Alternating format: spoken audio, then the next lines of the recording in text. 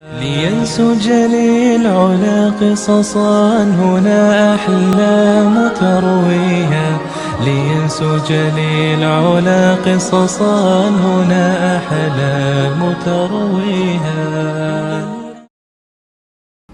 Baik. Sudah 11 bulan saya nggak punya kerjaan tetap. Nafkah yang saya berikan ke istri sangat minim sekali. Keluarga istri meminta saya untuk pisah. Akhir-akhir ini istri juga sudah tidak tahan. Istri saya bekerja. Sebenarnya kami masih saling menyayangi. Istri saya masih cinta sama saya. Ustadz, gimana saya menyikapi masalah ini? Apa saya ikuti maunya istri dan keluarga? Saat ini istri saya lagi didekati pria lain yang lebih mapan dan kaya. Salahkah saya kalau memukul pria tersebut? Karena pria itu telah mengambil kesempatan dalam kesempitan rumah tangga kami. Ustadz minta amalan atau wirid untuk melapangkan rezeki. Ini ada hubungannya sama tema nggak ini? Hah? Jawab atau enggak? Kasihan. Ya udahlah, karena malam terakhir ya.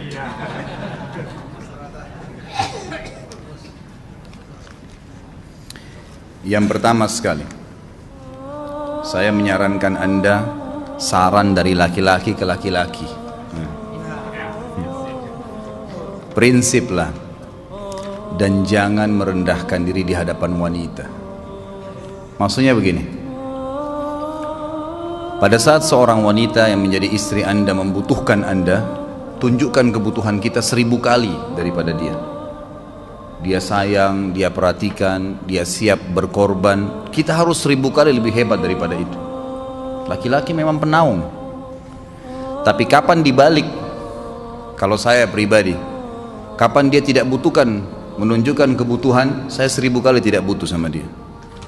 Untuk apa Anda merendahkan diri di depan seorang wanita yang kalau memang dia tidak bisa menjadi seorang istri? Karena kapan wanita sudah menyombongkan diri di hadapan laki-laki, tidak akan ada wibawa sama sekali. Ini poin dulu dalam pembukaan.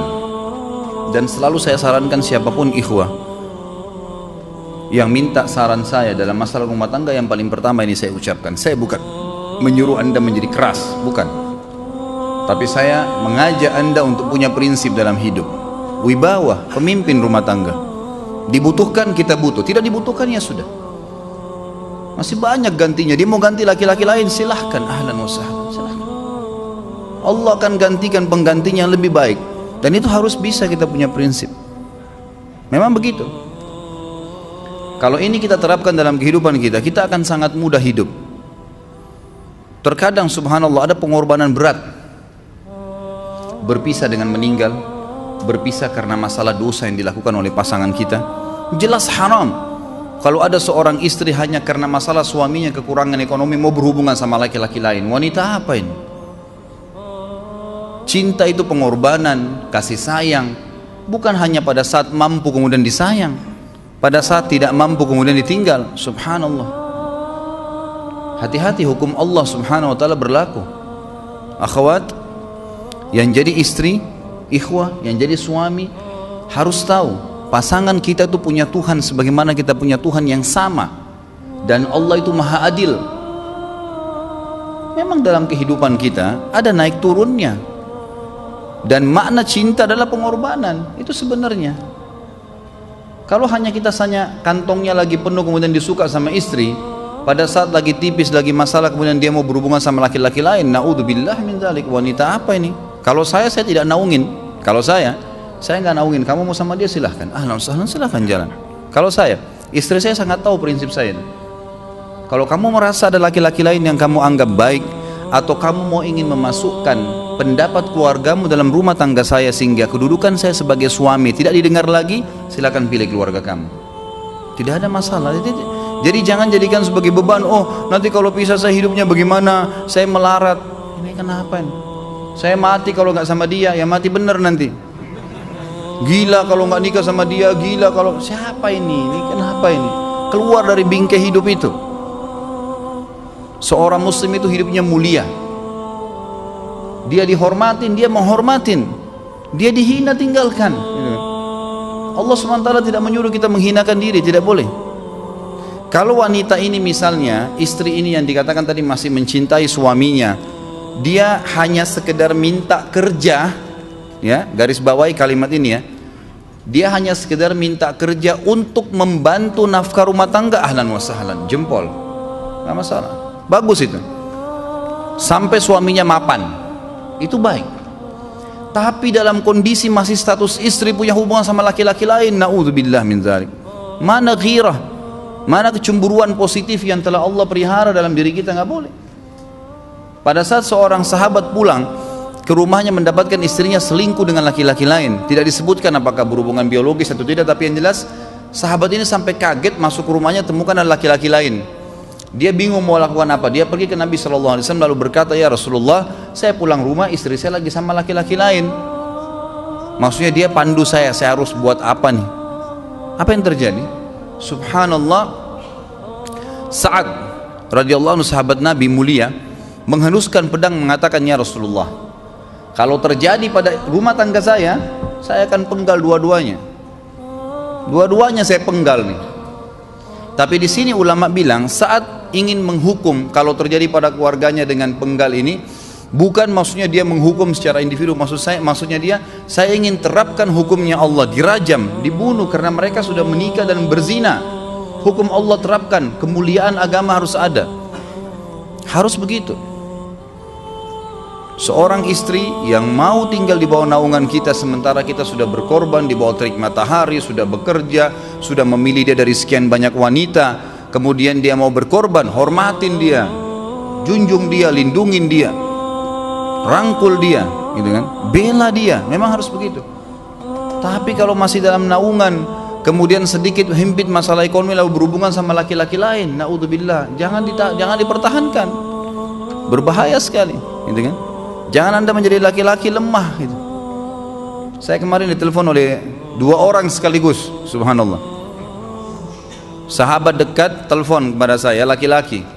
Ustadz, maaf mau ngomong sebentar. Baik, silahkan. Ustadz, saya ini, istri saya pulang ke rumah ke kampung ayahnya ibunya karena alasan mengurus ayah dan ibunya. Akhirnya saya sama anak-anak ditinggal di sini sendiri.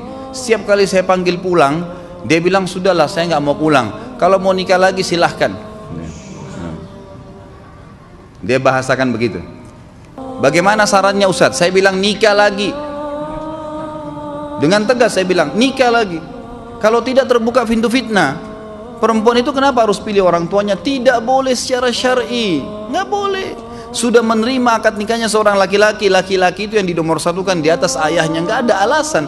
Kalau suami izinkan boleh urus orang tua, kalau nggak diizinkan tidak boleh, nggak boleh.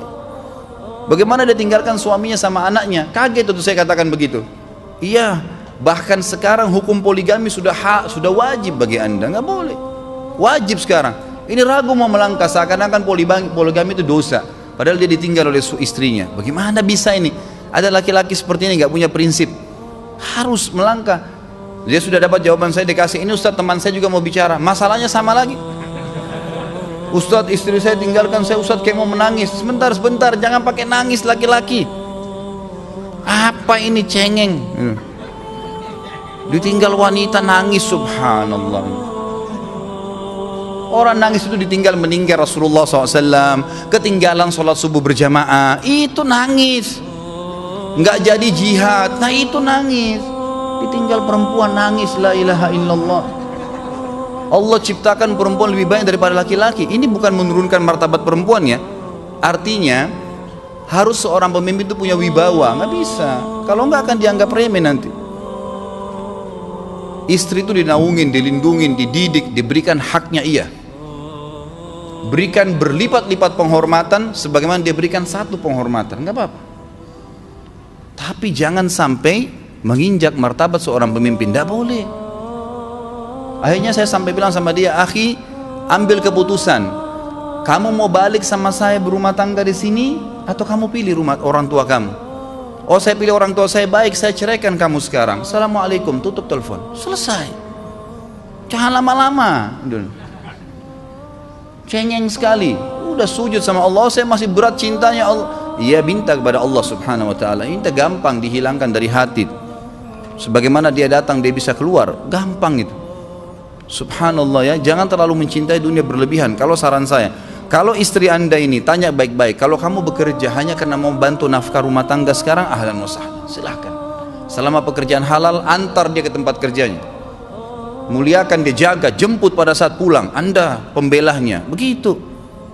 Tapi kalau berhubungan sama laki-laki, ada subhanallah suami depannya dia istrinya telepon laki-laki lain dan dia menerima itu.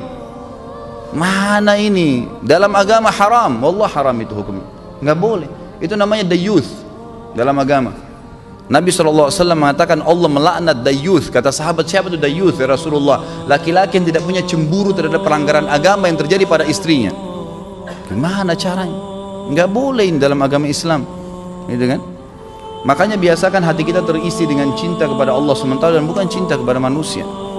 Mencintai istri karena Allah yang perintahkan, mencintai suami karena Allah yang perintahkan. Jadi semua karena Allah.